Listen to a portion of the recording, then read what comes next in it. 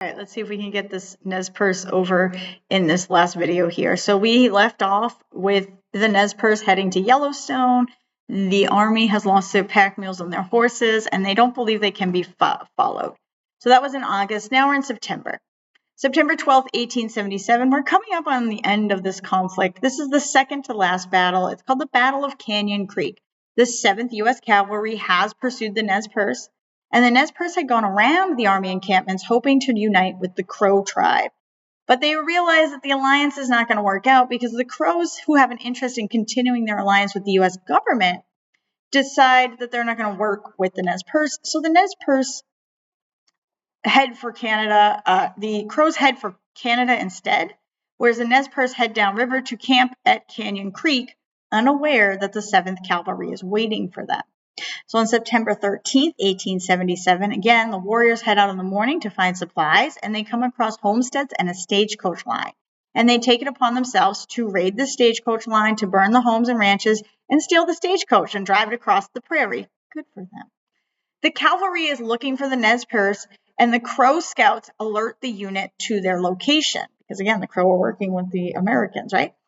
And so the Crow warn the army that the Nez Perce are heading towards them, and the army attempts to intercept the moving band that is heading their way. The warriors fire some shots. The Americans head up the slopes of the canyon ridge to get a better position, and the army starts firing at the plateaus from above, and they're firing down on the washes and the ravines while the warriors are firing up. That really gets in the way.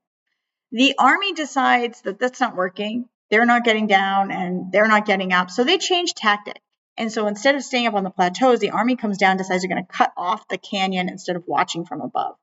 And neither side actually claims victory in this. The Nez Perce lost a man and many of their horses, but because they had already packed and were on the move, the army is not successful in murdering or wiping them out the way they hoped to be. And the Nez Perce are trying to get away at this point, so they're not focusing on wiping out the army. They just want to get away.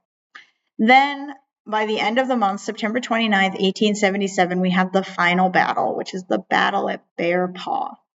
And the Nez Perce are going to make camp at Snake Creek to rest and recover before they head up to Canada.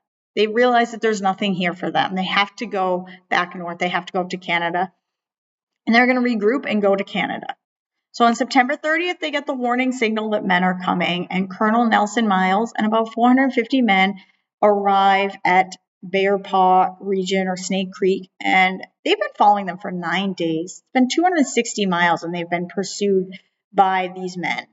So some attempt to escape while the warriors go out to defend their camp. Again, they're going to defend it from above while others try to protect the remaining horses. The attack on this camp is carried out in a joint attack by the 2nd and the 7th Cavalry, and they come in from both sides. So the warriors are fighting aggressively, but they're kind of surrounded.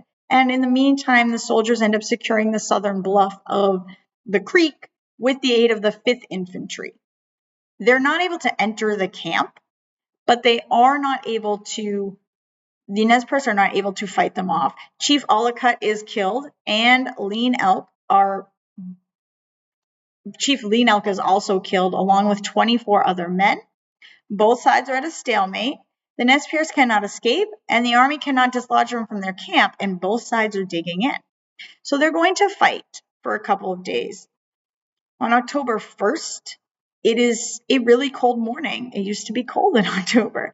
It is morning. There's freezing weather. There's snow. There's ice. And the man who will become known as Chief Joseph goes out and meets with Miles, Colonel Nelson Miles, under the white flag of truce. Both sides gather up their dead and their wounded, and Chief Joseph turns to leave at the end of the meeting. While Miles calls him back and arrests him. He places him in chains. And in response, the Nez Perce take Lieutenant Jerome as a guest. So the American army arrests and chains their chief. The Nez Perce take in the lieutenant as a guest, which should tell you something. Then on October 2nd, 1877, the prisoners are exchanged and returned to their homes. But the U.S. military arrives with a cannon. Why would you bring a cannon? Chief Looking Glass is killed as he steps out of a pit to observe another Indian on horseback, hoping that it was the Sioux come to help them. And so once Chief Looking Glass is killed, the fighting resumes. And so from October 3rd to 4th, the fighting continues. And the Nez Perce are believing that more military is going to continue to be called in. So by October 5th, it's a mess, obviously. Whitebird and Chief Joseph meet with the treaty Nez Perce. Remember, they had stayed on the treaty, and then Looking Glass realized there was nowhere to go. So they meet with those treaty Nez Perce who are following the military to convince the remaining non-treaty members to stop fighting. They are promised to be returned to Idaho and that their leaders will not be killed and that the U.S. Army wants to stop fighting. But Whitebird, rightfully so, mistrusts the Army and refuses to surrender. And you can't really blame him, right? Because all evidence has shown that the U.S. is not to be trusted. Chief Joseph returns to the camp and tells people that they can be saved if they end the fighting, and decisions are made. So at 2:00 p.m. on October 5th, 1877, Chief Joseph meets with Colonel Miles again, hands over his rifle, and probably makes the most famous, most devastating speech you've ever heard. He says, "I am tired of fighting. Our chiefs are killed. Looking Glass is dead. Tulahusu is dead. The old men are all dead. It is the young men who say yes or no. He who led the young men is dead. It is cold and we have no blankets. The little children are freezing to death. My people, some of them, have run away to the hills and have no blankets, no food. No one knows where they are, perhaps freezing to death. I want to have time to look for my children and see how many of them I can find. Maybe I shall find them among the dead. Hear me, my chiefs, I am tired. My heart is sick and sad. From where the sun now stands, I will fight no more forever." I mean, it doesn't get more devastating than that, right? And so Colonel Miles accepts the surrender, says he will return them to wherever they want to go. Over 400 Nez Perce agreed to end the fighting, and they turned themselves over to military care. So those who surrendered were not returned to Idaho. They were not returned wherever they wanted to go. They were sent to Kansas and then exiled from Kansas down to Oklahoma. Chief Joseph and the others spent 8 years trying to convince the U.S. government that they should be able to go back home. In 1885, they are allowed to return to the Pacific Northwest, but they are not all allowed to return to Idaho. Chief Joseph is not allowed back in Idaho. He is relocated to the Colville Reservation in Washington State.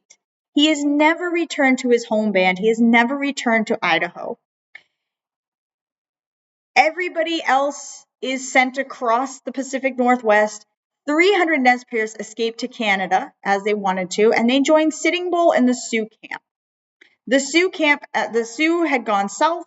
They went to help find the fighting, and they met up with Whitebird and 30 or so other Nez Perce, and then the refugees returned north with the Sioux to continue whatever is happening now with all of the tribes, essentially just to live.